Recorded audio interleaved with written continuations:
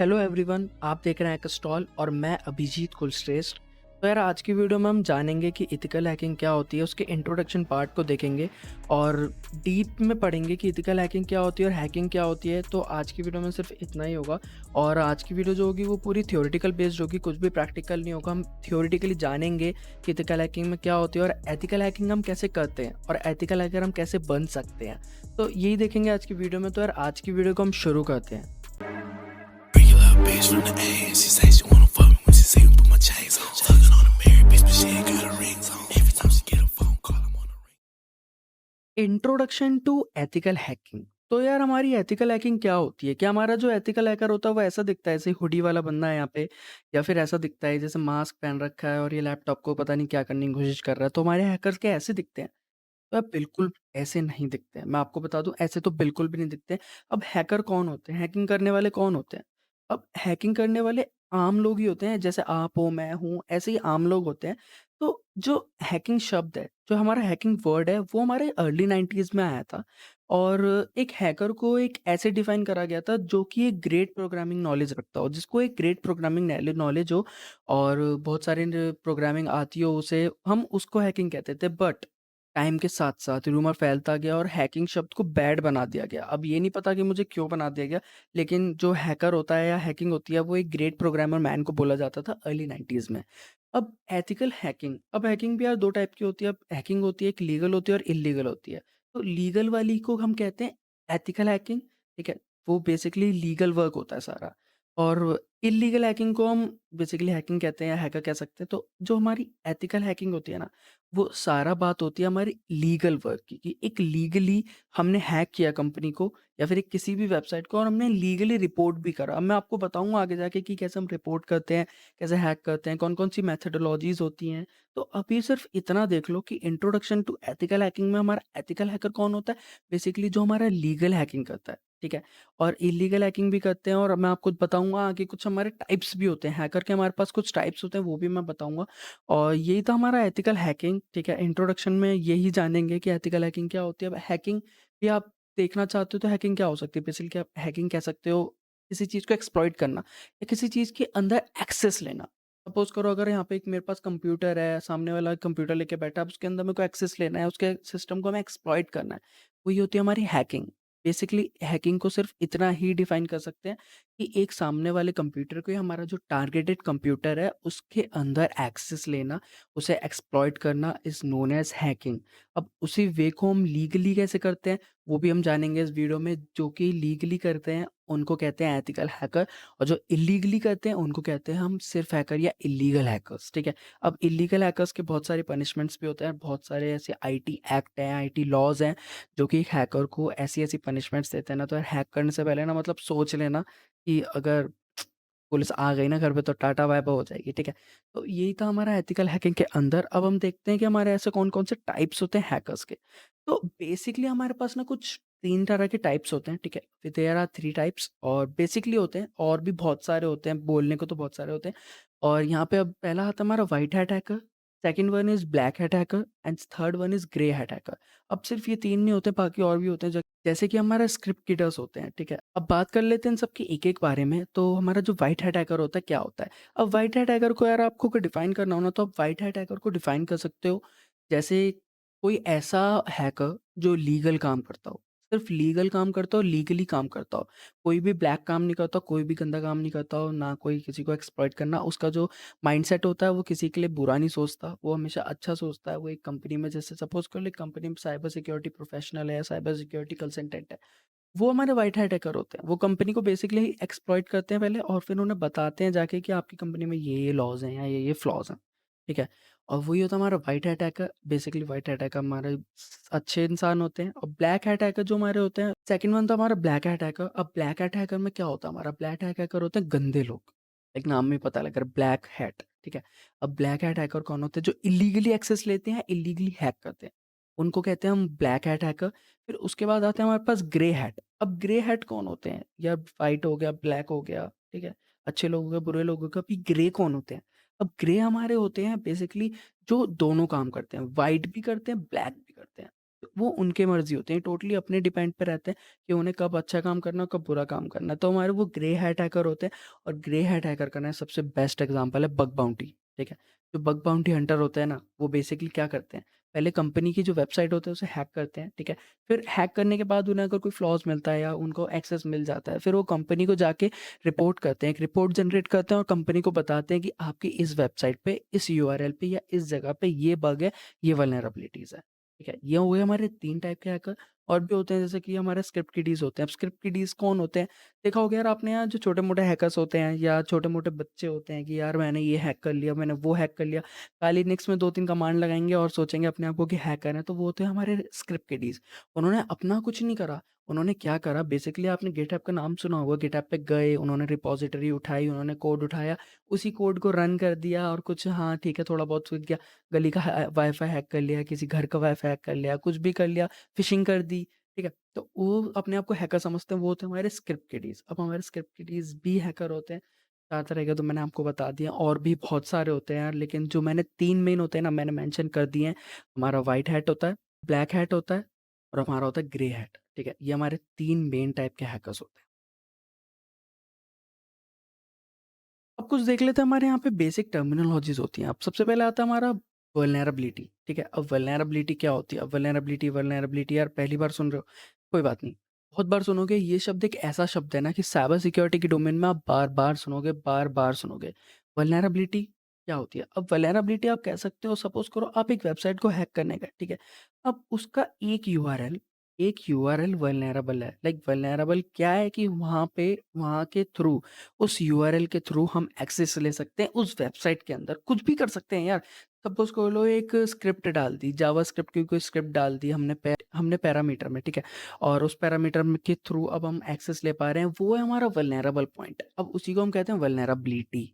Suppose करो हमारे पास बहुत सारी ऐसी वल्नरेबिलिटीज़ होती हैं, एक्सएसएस होता है, क्रॉस साइट स्क्रिप्टिंग होती है, एसक्यूएल होता है, स्ट्रक्चर्ड क्वेरी लैंग्वेज के एक हमारे पास इंजेक्शन होते हैं, सपोज़ उसमें भी हम यूआरएल के ऊपर ही काम करते हैं, यूआरएल में ही बग फाइंड आउट करने की कोशिश करते हैं और भी हमारे साथ बहुत सारे ऐसी वल्नरेबिलिटीज़ होती हैं। अब वल्नरेबिलिटी आप समझ गए होंगे, ऐसा कोई ज़रिया जिसके थ्रू हम उस वेबसाइट में एक्सप्लॉइट कर सकते हैं, एक्सेस ले सकते हैं, वो होती है हमारी vulnerability. Second one is thread. अब हमारा थ्रेड क्या होता है यार? थ्रेड को हम बेसिकली कह सकते हैं possible danger to the computer system.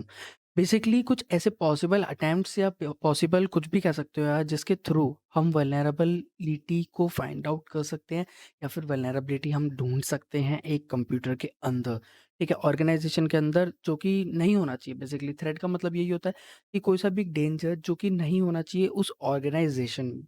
ठीक है? अब उसके बाद आता है हमारा थर्ड बेसिकली एक्सप्लॉइट। अब एक्सप्लॉइट क्या होता है? एक्सप्लॉइट के नाम से पता लग रहा है सामने वाले के सिस्टम को एक्सप्लॉइट करना। बेसिकली एडवांटेज लेना। जो हमने वल्नरेबिलिटी ढूँढी थी ना उस वेबसाइट के अंदर, सपोज़ करो हम पे जो एक वेबसाइट थी सामने, उसके अंदर हमने जो वल्नरेबिलिटी ढूँढी थी, उसका पैरामीटर या फिर यूआरएल किसी में भी वल्नरेबिलिटी थी, अब उसकी एडवांटेज लेना और उस एडवांटेज के थ्रू हमें उस वेबसाइट को एक्सप्लॉइट करना। एक्सप्लॉइट करना यानी हमने एक्सेस लेना। ठीक है? अनऑथराइज़्ड एक्सेस भी हो सकता है, कैसा भी एक्सेस हो सकता है, ठीक है? उसके बाद आता है हमारा 4th पॉइंट जो है कि हमारा रिस्क। अब रिस्क क्या होता है? यार इम्पैक्ट, बेसिकली इम्पैक्ट कह सकते हो। रिस्क होता है हमारा इम्पैक्ट। अगर हमने एक वेबसाइट को हैक किया है तो उसके ऊपर जो इम्पैक्ट पड़ेगा हैक करने के बाद, कुछ भी हो सकता है वो इम्पैक्ट। हम उसका डेटाबेस ले लें या हम कुछ भी कर दें, ठीक है? अब वही होता है हमारा रिस्क और रिस्क को हम बेसिकली हम कह सकते हैं इम्पैक्ट, यही था हमारा इम्पैक्ट या और भी यही था हमारा रिस्क। अब इसके बाद आता है हमारे पास पेनिट्रेशन टेस्टिंग। अब पेनिट्रेशन टेस्टिंग ना यार ये बहुत इंपॉर्टेंट शब्द है और इसको यार थोड़ा ध्यान से सुनना। अब पेनिट्रेशन टेस्टिंग क्या होता है ना, हमारे सब क्लासेस ऑफ एथिकल हैकिंग में से एक चीज़ होती है जिसमें मेथोडोलॉजीज होती हैं, मेथड्स होते हैं कि हम सामने वाले को कैसे हैक करेंगे, कैसे एक्सप्लॉइट करेंगे, कैसे एक्सेस लेंगे उसकी मशीन में, उसकी वेबसाइट में, उसके सर्वर पे, किसी भी चीज़ पे।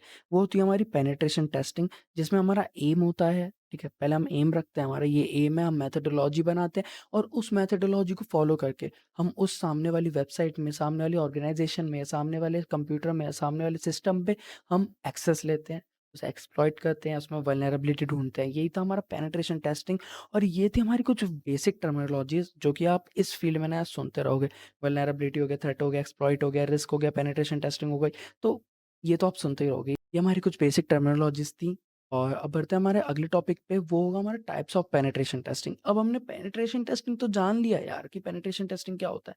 कि हमने एक सामने वाले को हैक करने के लिए एक मेथोडोलॉजी बनाई, हमने मेथड्स ढूँढे, हमने अपना एम रखा, हमने अपनी वल्नरेबिलिटी ढूँढने के लिए कुछ ना कुछ करना है, हम उसको ही कहते हैं पेनिट्रेशन टेस्टिंग।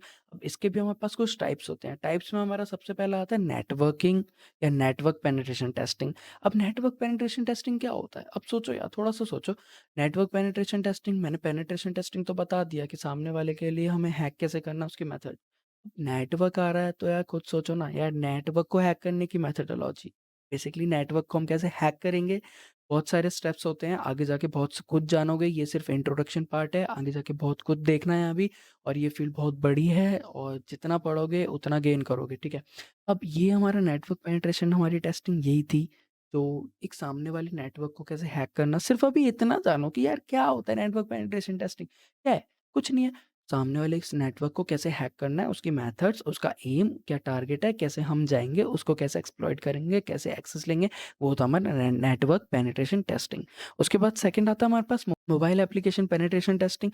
जैसे नेटवर्क बताया था, वैसे ही हमारे वेब एप्लीकेशंस होते हैं कुछ, जो कि आप अपने लैपटॉप पे चलाते हो, अपने सिस्टम पे चलाते हो, गूगल करते हो, वो सब हमारा वेब एप्लीकेशन पेनिट्रेशन टेस्टिंग में आता है। यहाँ पे हमारे पास बहुत सारी वल्नरेबिलिटीज़ होते हैं, एसक्यूएल होता है, एक्सएसएस होता है, बहुत कुछ होता है मेरे भाई। एक्सएसएस के भी 3 पार्ट होते हैं और एसक्यूएल के भी 3 पार्ट होते हैं। ऐसी 1-2 वल्नरेबिलिटी नहीं है, ऐसी 20-25 वल्नरेबिलिटीज़ हैं, ठीक है? यही था हमारा वेब एप्लीकेशन पेनिट्रेशन टेस्टिंग। अब इसके बाद आता है हमारा मोबाइल एप्लीकेशन पेनिट्रेशन टेस्टिंग। ये भी वही है यार, हमारा मोबाइल पे जो एप्लीकेशन चलाते हो, उसमें भी हमारे पास कुछ पेनिट्रेशन टेस्टिंग में कुछ वल्नरेबिलिटीज़ होते हैं, उसको कैसे फाइंड आउट करना है, उसके कुछ मेथड्स होते हैं, वो ही है।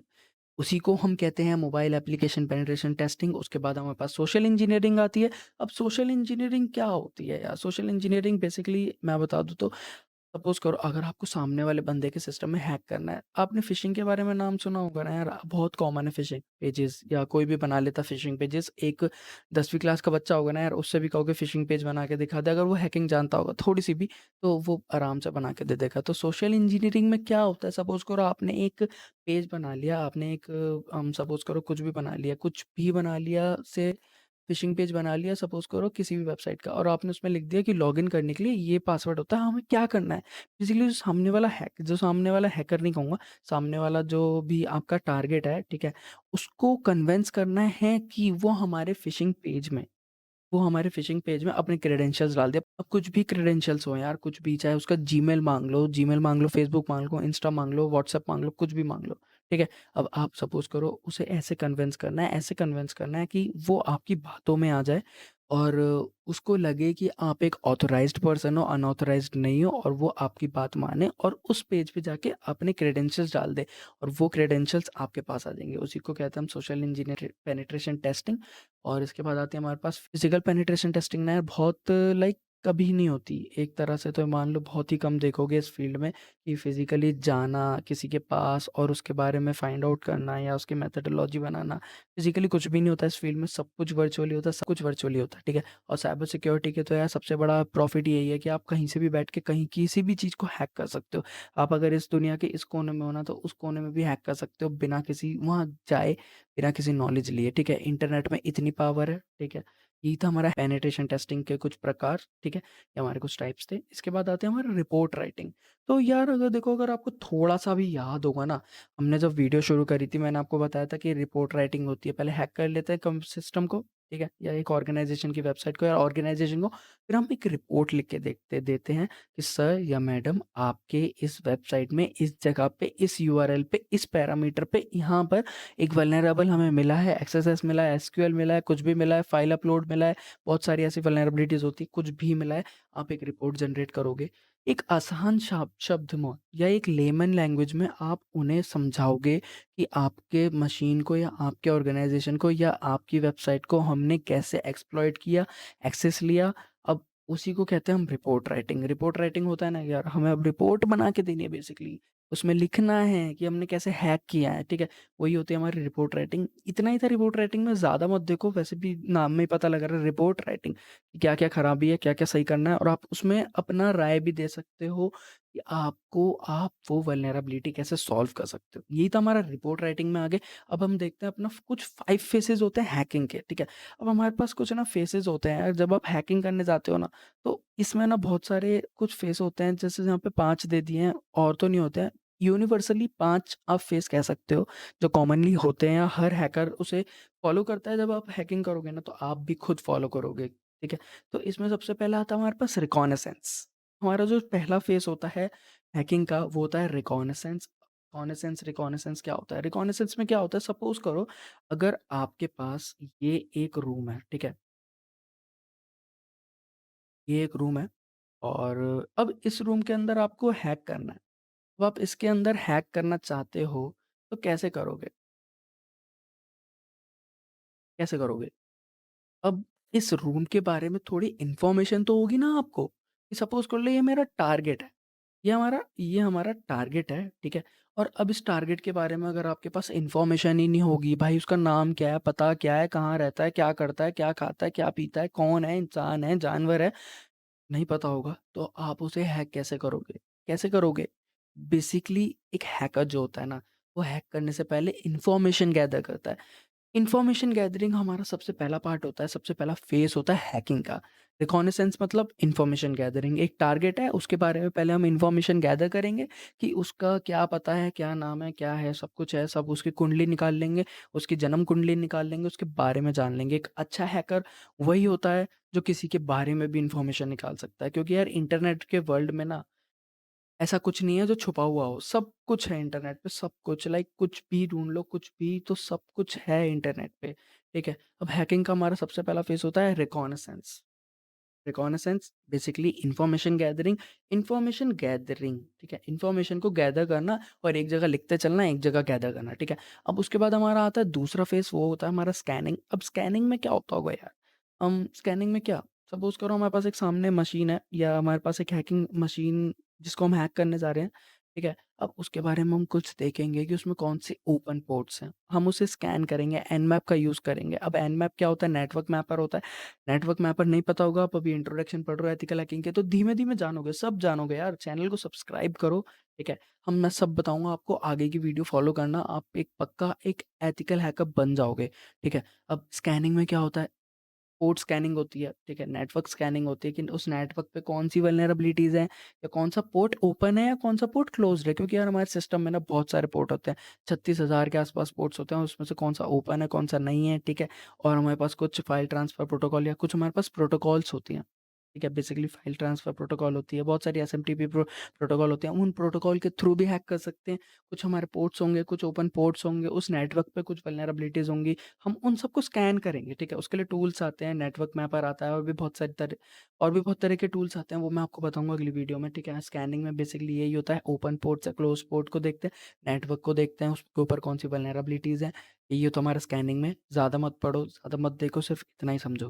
अब उसके बाद आता है हमारे पास गेनिंग एक्सेस। अब गेनिंग एक्सेस से हमारी यार मेन मेन जो हैकिंग होती है ना, रियल वर्ल्ड हैकिंग होती है, वो शुरू हो जाती है। अब गेनिंग एक्सेस में जो एक हैकर होता है, उसने जो इन्फॉर्मेशन गैदर करी है, उसने जो ओपन पोर्ट्स निकाले हैं, उसने जो भी नेटवर्क पे वल्नरेबिलिटी देखी है, उस नेटवर्क पे वल्नरेबिलिटी ये वाली उसे पता है कि ये वाली होती है, उसके थ्रू वो गेन करेगा।